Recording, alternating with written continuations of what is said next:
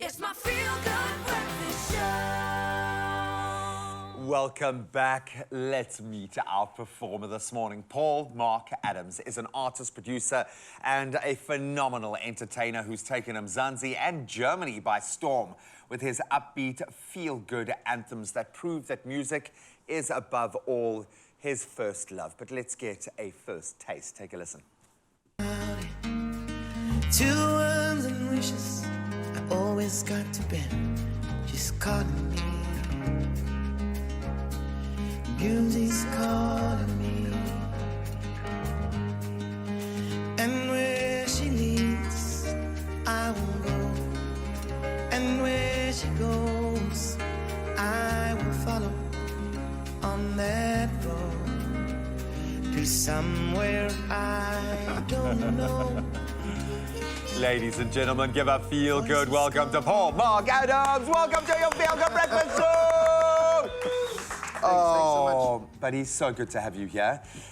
Loving the sound check, loving the energy, the vibe, the second you guys stepped into our space. I've got to ask you, because you've likened your relationship to music like a relationship with a woman. Yes. Sometimes intimate, I'm sure sometimes very passionate and fiery. Roller coaster. Roller coaster, like every relationship. So when did you realize that she was indeed your first love? When did this take hold for you? Childhood, I guess. Really? Wow. Yes, when you find that being on a stage is your space.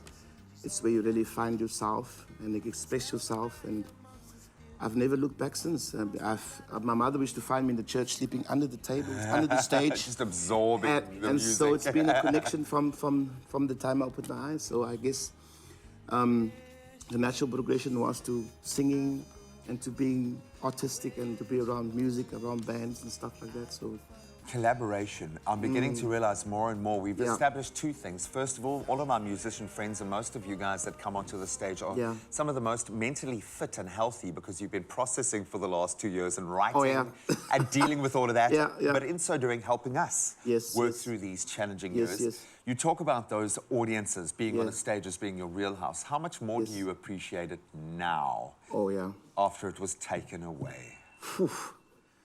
Well, you know, if you're referring to 2020, it's like, this is like a breath of fresh air, being back, being in your role, not only as a musician, but, you know, we are catalysts in our society. Very much so, And so, you know, you're taking the salt out of the pot when you remove music from society, and that was the experience for me.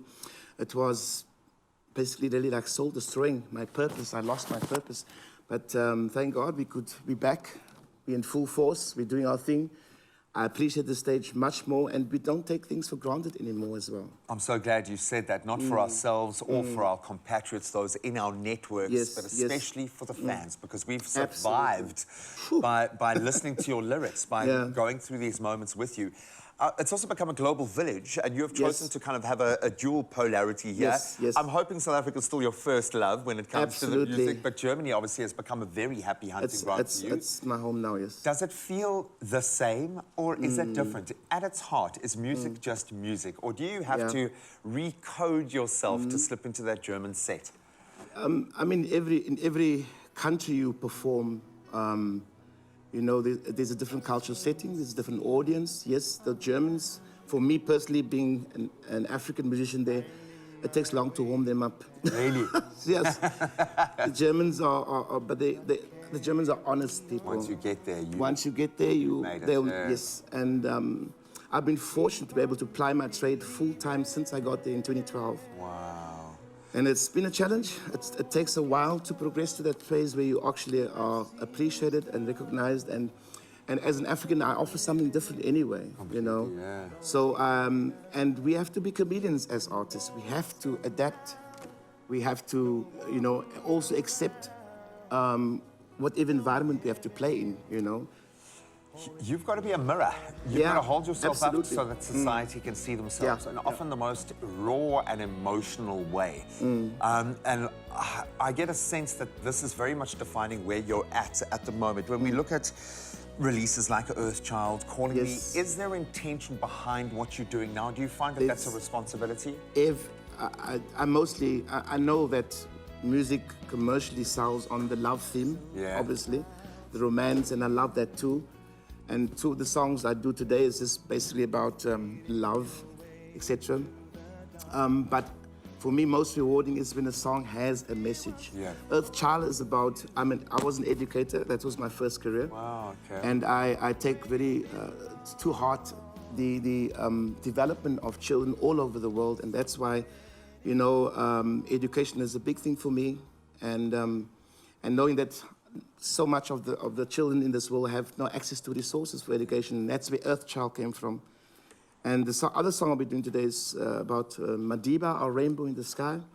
Again, a message that's always very pertinent and one that we should not forget ever in this country, especially knowing our history, etc.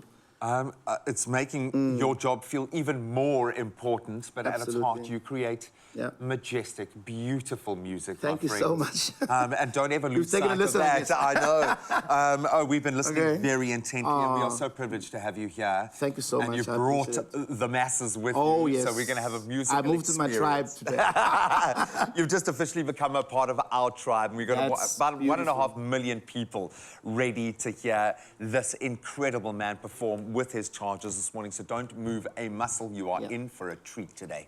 Yes.